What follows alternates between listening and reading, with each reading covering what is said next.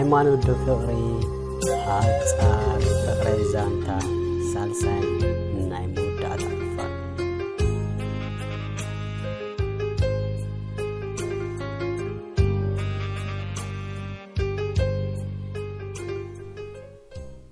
እሞ ከከይደክንዶ እንተበላውን ከተሰማይ ከዓለትን ብጉያ ደኣ ብዘይ ልባ መንገዳ ቀጸለት የቅለላስከ አደስ አይተህመም ደኣ እዛ ብርሃን ገዛ ቀድሚ ነብሳ ንደቃ ተቀድም ጸጊብካ ከለኻ ዝጠመኻ ዝመስላ ከዳንታ ኸዲንካ ከነስኻ ዝኣረካ ዝመስላ ሕንጥሾ እንክትብል ልባ ብድንጋጸ ዝብህርር ምስተ እንቀፍ ወደንዓይ ዘይገብሮ ነበረ ትብል ኣዳሓራርሲ አይተህመም ደኣ በለ መሊሱ እዚ ሁሉ ውጥነይ ፋይሉ ማለት ምዃን ኩሉ ነገር ዘጋጥም ብምክንያት መን ይፈልጥ ንጽቡቕ ይኸውን ኢሉ ነቲ ምስተን ኣሰሰይቲ ኣቐሚጥዎ ዝነበረ እምባባ ውሰድ ወይሉ ሕሳብ ከፊሉ ከደ ክትነግሮ ተሓስበሉ ጊዜ መካልፍ እንዳጋጠማ ወርሒ ኣሕለፈ ንሱ ልምዶ ጽባሕ ፍቕሪ ክገልጸላ እንዳበለ ከምናታ ምጭዕ ጊዜ ስለ ዘይረኸበ ብእጥሚጥ የሕለፎ ደኣ ህይወት ብከምዚ እንዳቐጸለት እቲ ስምዒታውን ምርዳእ እንዳኣብየ መጸ ከም ናይ ኣፍቃሪ ስምዒት ተሪኦሞ መሊሰኻ ናይ ኣሕዋት መሓዙት ስምዒት ተሪኦ ነቲ ባህርያታ ዋላ ሓደ ክሕዞ ኣይከኣለን ጠባያ ይኹን ኣካይዳኣ ኣታዊ ወፃኢ ኮነ ንኣውት ፍቕሪ ግና ማራ እንዳዛየደ መጸሞ እምባ እንዳፈተውትን ክንሳ እሞ ከዓ ኣብ ገጻ ብርቱዕ ናይ ፍቕሪ ስምዒት ይረአዩ እንዳ ኮይና ወደይ ገል ኣነ ዘይፈልጦ ዘሕዛ ነገር ኣሎ ማለት ድዩ ስድራኣ ሰብኣይዶ ኣማጺ ሙላ ይኮኑ ዋላስ እንታይ እንዳበለ ብዙሕ እንተሰላሰለ እኳ መልሲ ግና ክረኽበሉ ኣይከኣለን ዕለተ ልደታ ኣኺሉ ሕጂ ጽቡቕ ኣጋጣሚ ተረኺብሉ ፍቕረይ ግድን ክነግር ኣለኒ እንዳበለ ግና ስድራይ ንመሓዙተይ መደብ ኣዳልዩለይ ኣለዉ ስለ ዝበለቶ ኣንታ እንታይ መዓት ይወደይ መኻለፍ እምበር ካብዛ ጎነይ ምራሕ ኣብዩ እንዳበለ አንጸርጸረ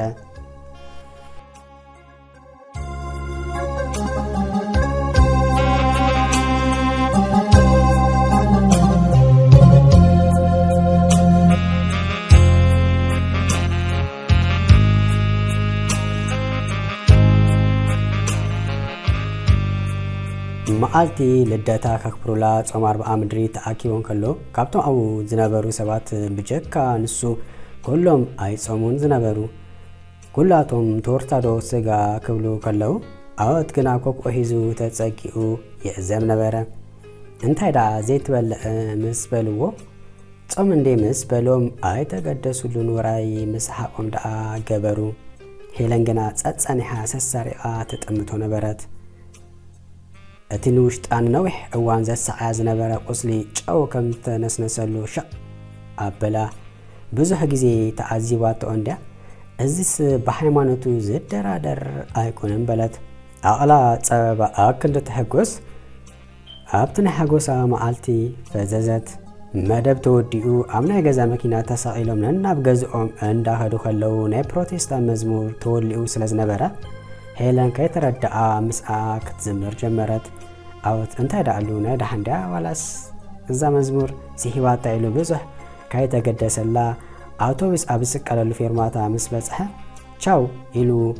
ናይ ገዛውቶም ኣውቶቡስ ሒዙ ንገዝኡ ከደ ቀዳም ኮይኑ ምስ ደገዛውቱ ናይ ጥዕና ክወሶ እንዳተፃወተ ከሎ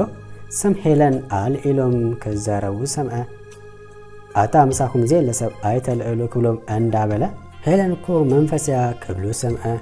ኣብ መንጎ ዘረብኦም መምእታው መንፈስ ክትብል ከለኻ እንታይ ማለት እዩ ሓተተ መንፈስ ደኣ ፕሮቴስታንት ዶ ክምለካ እንታይ ኣይትፈልጥ እንዲኻ ነርካ ምስ በልዎ ከኣምን ስለ ዘይከኣለ ምጽዋቱ ገዲፉ እንዳጎየ ከደሞ ኣብ ኣፍ ደገ ገጹ ኮፍ ድሕሪ ምባል ንድሕሪ ተመሊሱ ከሰላስል ጀመረ እንታይ ደኣ ከምኡ ዘይትመስል ብጌጋ ብዛዕባ ሃይማኖት ክትዛረብ ሰምዐ ኣይፈልጥን ሓደ መዓልቲ ድርሳነ ሚካኤል ሂበያ ተቐቢላትንያ ናይ ኣዴ ማርያም ስእሊ ንምሓዝኣ ክህባ ከለኹ ንዓይ ዘይሃብካን ኢላ ኮርነፍነፍ ኢላ ከመይ ከመይ ደኣሉ ነገሩ እሞ ብኣሚ መስሙር ትሰምዖ ዝነበረት ካብ ልባይ ማለት እዩ እሞ ዝሓዛ ሒዝዋ ኣታይ ወፃኢ ስምዒት ተርእየን ነይራ እወ ኣነ እንዳበለ ንዝያዳ ምርግጋፅ ንመሓዝኣ ክሓታ ቆፀራ ሓዘ መሓዝኣ ክሳብ ሕጂ ኣይትፈልጥ ነርካ ዲኻ ደኣ ምስ በለቶ ከመይ ኢለ ክፈልጥ ዋል ሓደ ናይ ከምኡታት ነገር ዘይረኣኩላ ትዝክሬ እንድኻ ሓደ መዓልቲ ስእሊ ናይ ኣዴ ማርያም ክሕበኪ ከለኹ ዘይሃብካን ኢላ ከመይ ከም ዝኣገርገረት ሽዑ ደኣ ኣነ ነብኣለይ ገሪሙን እንዲ ምስ በለቶ ብዝኾነ ቻው በሊልዋ ገዲፍዋ ኸደ ካሓታ ዶ ስክብል ምዃን በዓላት ትንገረኒ እንዳበለ ከሎ ግና ሄለን ግድ እንደለይካ ኣለኹ ስለ ዝበለቶ ኣብ ካፈ ኮይኑ እንታይ ክትብለ እንዳበለ ብሓንቀውታ ጽቢያ ዘሎ መጽእ ምስ በለት ከምቲ ኩሉ ግዜ ዝገብሮ ኣብ ግንባራ ስኢሙ ኮፍ ከም ትብል ገበራ ከም ቀደማ ሕጉስቲ ኣይነበረትን ዝተሰከፈት ትመስል ድንን ምባል ኣብዝሐት እንታይ ደኣ ናይ ደሓንን ዘይኣመልኪ ድንን ኣብዝሒ በላ ሃንደበት ግና ስምዓኒ እንዶ ኣወተይ ሕጅስ ክሕፀይ እንተዝብለካስ እንታይ ምበልካኒ ምስ በለቶ ንዕለቱ ገጹ ክቃየር ተረኣየ የእንቱ ፍጥጥ በላ እስከ ድገምለይ ክሕፀይ እንተዝብለካስ እንታይ ምበልካ ደገመትሉ በቃ ነዛ ዘረባ ብጊጋ ከማንካ ይደግምለይ እንታይ ማለት ከኸ ኢሉ ዘረብኡ ከይወድአ አንታ ክትፃወተካ ኢለይዋ ናይ ብሓቂ ከይመስለካ ይርዳእካ ኣሎ ዲኻ ንምዃኑ ኣብ ገጽካ ዘሎ ናይ ህርቃን ስምዒት ምስ በለት ሄለነይ በጃኺ ብጊጋ ከማን ነዛ ቃል ከይደግምለይ ዋላ ናይ ብሓቂ ይኹን ካብ ኣፍኪ ክሰምዖ ኣይደልን ሕጂ ሙደይ ስለ ዘበላሸኽዮ ቻው ኢልዋ ገዲፍዋ ከደ ድሕር ሰሙን ግና መሓዝኣ ደብዳቤ ሒዛትሉ መፀት እንታይ ደኣሉ ምስ በላ ሄለና ሂባትካ ከፊትካ ኣንበቦ ሂባቶ ከደት ሰላም ዓወት ሃወይ መድፋር ስለሰኣምኪ ነዛ ሓፃር ጽሑፍ ሰደድኩልካ ቀድም ቀዳድም ልዕሊ ማንም ሰብ ከም ዘፍቀረካ ክትርዳኣለይ ምደለኹ ተራ ፍቕሪ ዘይኮነ ከዓ መግለፂ መዕቀን ዘይብሉ ፍቕሪ ከዓ እምበር ንስኻ ከም ተፍቅረኒ ኣፀቢቐ ዝፈልጥ ዋላ ደኣ ጠባየ እትውፅእ እንዳበለ እንተሸገረካ እውን ኣብኡ ከለና ተናቢብና የፍቅረከ ከይተባሓልና ዳርጋ ከም ፍቑራት ክንጓዓዝ ፀኒሕና ሕጂ ግና ብሓደ ዓብዪ ምክንያት ክፍለየካ ወሲነ ኣብዚ መፅእ ወርሒ ክሕፀ ብዛዕባ እምነተይ ከም ዝፈለጥካ መሓዛይ ነጊራትንያ ንስኻ ናተይ ኣነ ናትካ እንተዝኸውን ኣይምፀልኣኹን ግና ሃይማኖትና ክፍለና ይክእል ኢለ ስለ ዝገመትኩ ከየማኸርኩካ ወሲነ ኣለኹ ይቕሬታ ከም ተኣዘብኩኻ ኣብ እምነትካ ኣዝኻ ጽኑዕ ኢኻ ክቕየረካ ክሓስብ እንተዝፍትውን ሓራይ ከምዚ ትብለኒ ስለ ዝፈልጥ ኣነ እውን ክቕየረልካ ስለዘይኮንኩ ምስ ፍቕረይ ብኣጎ ከማይ ዝመስል ስለ ዝረኸብኩ ኣምላኽ ንዑ ኢልኪ ዝተፈጠርኪ ስለ ዝበለኒ ናብኡ ከይደ ኣለኹ ካይትግረም ሌላና ከማን ናይ ክልተ ሰሙን እዩ ንሓዋሩ ኣብ ልበይ ፍሉይ ቦታ ኣለካ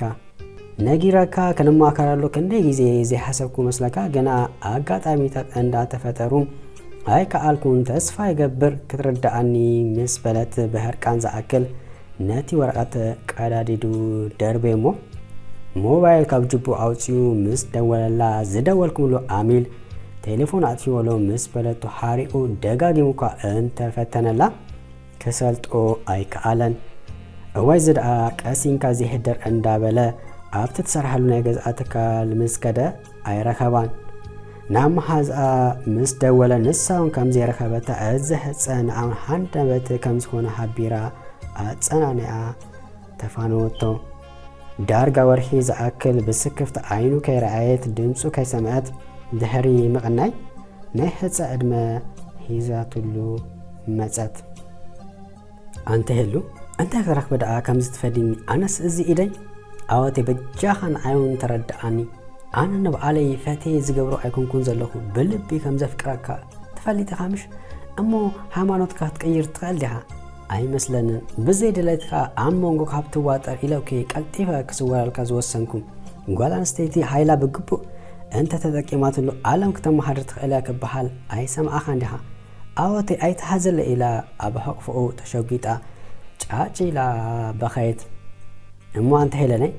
ንኣይ ከይማኸርክ በቃ በይነክ ውድእ ተብልዮ ኣነ ኸ ሕጂ እንታይ ይኹን ምስ መን ክትገድፍኒ ጨካኒ ክሄሉ ብዘይ ቀል ዓለም እንዳበለ ኣስተማሰለ እሞ ናብ ሕፀይ ክትመፅእ ዲኻ በለቶ ንብኣታ እንዳደረዘት ካብ ሕቕፉ እንዳወፀት ደሓን ድሕሪ ጽባሕ ይምሽ ከፈትን እምበር ክንዴናይ ወይ መጺና የወድትካ ወደርፊ ክደርፈልኪ ካብ ኣስያኢ ኣነ ክህጎሰላ ኣመርኣ እሰለይ ከብላ እንዳበልኩ ምስ በላ ብናይ ሓዘን ፈሸክታ ክምስ በለት ኪት ስዲ ግናይ ቻበል ኢላቶን ከደት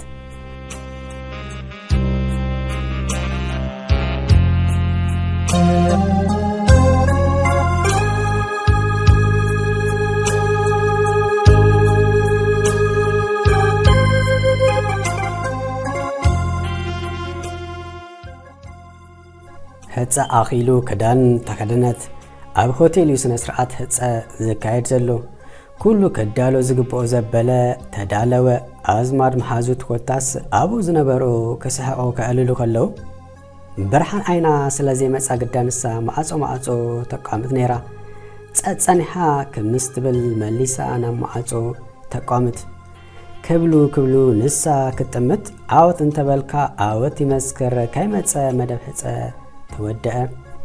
ዝተሰኣልዎ ስእሊ ተኣኪቦም እንዳራእዩ ከለው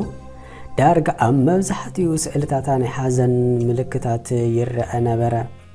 የዒንታውን ናብ ካልእ ጥምት ከም ዝነበራ ማንም ክስሕቶ ኣይምክኣለን እንታይ ደኣ ከምኡ ዝግበር ኢላ ምስ ደወለትሉ ኣንቲ ሄለነይ መዓስ ናትኪ ጽቡቕ ክርኢ ጸልኤ መሲልኪ ነቲ ናተይ ቦታ ተኪኡ ኣክንደ ኢደይ ኢዱ ሂስኪ ክርኢ ከመይሉ ክዋሓጠለይ ከመይለኸ ኣኽኢሉለይ ደው ክብል ዝገደደ እምባጋሮ ክፈጥር እምበር ብዝኾነ እንቋዕ ሓጎሰኪ በላ ክሳብ ተሕፀ ምናልባት ኢሉ ብተስፋ ይጽበ ስለ ዝነበረ ብዙሕ ኣይተፈለጡን ድሕረ ፀግና ሰለስተ ናይ ሓዘን ብርቱዕ መዓልታት ምስ ይሓለፈ ምስ ነፍሱ ተማኸረ ጸልኤካ ኢላ እንተ ትፍለየኒ እዚ ካልእ ነገር ምኾነ ብናይ ሃይማኖት ጉዳይ ስለ ዝኾነ ግና ነፍስኻ ዓወት ክትቀበላ ክትእምና ክትክእል ኣለካ ከምታ ዝበለታ ድማ ሃይማኖትካ ኣይምቀየርካን ብሃይማኖትን ሃገርን ጸዋታ የለን እንድያ ትብል ኣደይ ስለዚ ነቲ ሓቂ ከም ዘለዎ ተቐቢልካ እንተ ኽኢልካ ካብ መሓዘኻ ሃፍትኻ ሪኢኻ ህይወትካ ምራሕ ኣብ ዝብል መደመታ በፅሐ ሞዘተ ምስ ነፍሱ ኣፀበ ሄለን ብወገና ከነግሮ ድዋላስ እንዳበለት ንብዝሕ እዋን ዝተሻቐለትሉ ጉዳይ ኣብ መዕለብዩ ኣብፅሓ እንተስ ክትሕጎስ እንተስ ክትሓዝን ካብ ምስ ልቢ ተፍቅሮ ሰብ ተፈልያ ንሓድሽ ህይወት ንቕድሚት ክተቋምት ጀመረት ሳልሳይን ናይ መወዳእታ ክፋል ነዚ መስል እዛ ዛንታ ምናልባት ኣብ ሓቀኛ ዛንታ ተሞርኪሳ ዝተጻሓፈት ስለ ዝኾነት ራብዓይ 5-6 ክፋል እንዳበለት ክትከይድ ትኽእል እያ ግና ናብ ካልእ ኣርእስቲ ምእንታን ክንሰግር ምናልባት እንተፈቲኹሞ ኣብ ታሕቲ ኮመንት ጻሓፉ የድልየና ትብሉ ተኾንኩም ክቕጽላይ እንተዘይኮኑ ብካልእ ኣርእስቲ ክሳብ ንራኸብ ሰሰናይ እንዳበልኩ ተፈቲኹማ ሳብስክራይብ ግበሩ ላይክ ምግባር ኣይትሕመቁ ሓናፂ ኮመንት ኣብ ታሕቲ ጻሓፉ ክሳብ ብካልእ ትሕዝቶ ንራኸብ ንኩላኩም ሰላም ይምነይልኩም ሰሰናይ